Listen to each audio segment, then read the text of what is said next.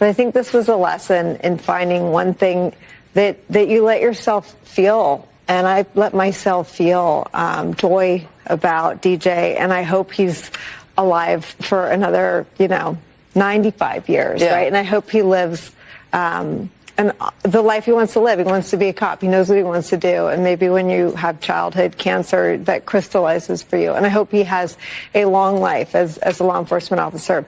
But I hope he never has to defend the United States Capitol against Donald Trump's supporters. And if he does, I hope he isn't one of the 6 who loses his life to suicide. And I hope he isn't one who has to testify against the people who carried out acts of seditious conspiracy and then live to see Donald Trump pardon those people. A lot of people have been calling out the Democrats because of the foul, just mean-spirited things they've been saying about young DJ Daniel. And I get why people are calling them out. Because what they've been saying and how they've been acting is absolutely disgusting. But they're not hurting us. They're only hurting themselves. That's all that's happening here, folks. They're exposing themselves. They're making their future candidates even more unelectable. You see, for the first couple of weeks, maybe even a month or so after the election, it seemed as if the left was going to do some course correcting. It seemed as if they got the message that their radical beliefs, their radical ways do not cut it in America. It seemed as if they were going to dial some of this back and, like I said, do some course correcting. But over the past few weeks since Trump has been in office, their TDS has gotten the best of them. All of the lessons they learned from the election they have already forgotten because their brains are too riddled by Trump derangement syndrome. And now, on a national stage, on national television, with the entire nation and half the world watching, the Democrats openly disrespected a young kid who's dealing with a lot of issues, folks. And the Democrats are supposed to be the party of peace, the party of acceptance, the party that stands for the rights of minorities and what have you. But look, young DJ, they absolutely despise this kid because he happens to be a black kid that supports Trump.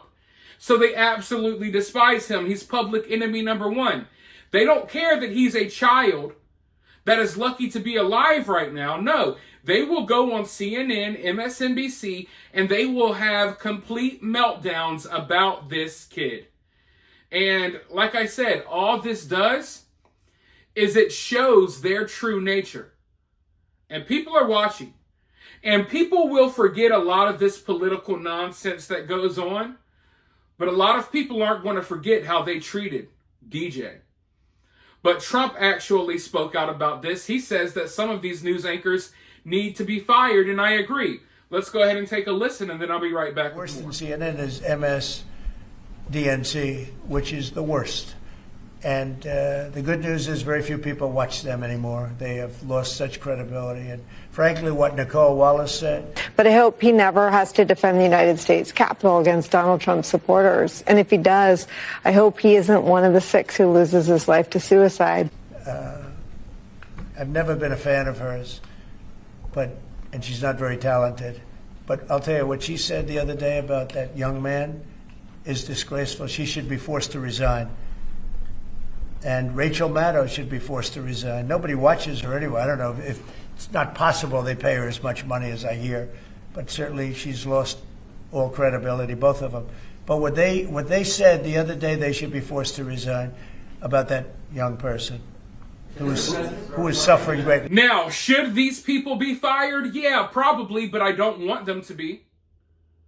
Because what people need to understand is no one is really tuning in to these news programs.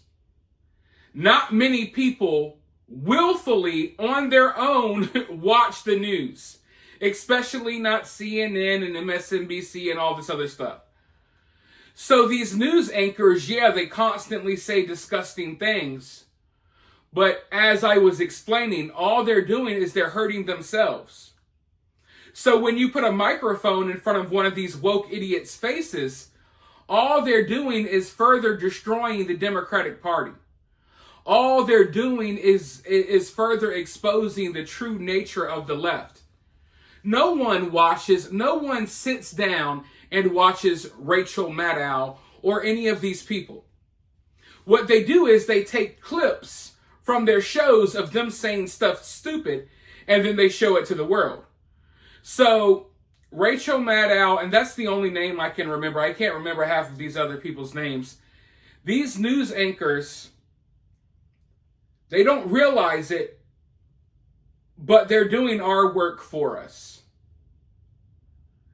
They don't exist because they're getting good ratings. They don't exist because they're popular. They exist to spread propaganda that's obviously not working. And the only time that people tune into any of this nonsense is when they say something completely ridiculous that people like me can react to online. So no, I don't want these people to be fired. In fact, put even more microphones in front of their face. Allow them to completely burn the Democratic Party to the ground. Allow them to completely burn these woke, weird ideologies down to the ground. Because when anyone with common sense listens to these people's talk and speak, they don't like what they have to say. And regardless of your political affiliation, most common, decent people aren't going to like the treatment that DJ is getting. But this is just the beginning. We got 4 long years of complete meltdowns from the mainstream media to look forward to. And by the time this 4 years is over, I mean, if they had any credibility left, they damn sure won't by then. But for now, let me know your thoughts about this down in the comments below. While you're down there, hit that thumbs up, hit that subscribe, ring that notification bell. And if you find yourself getting too worked up by all of this, remember, it's just political cinema.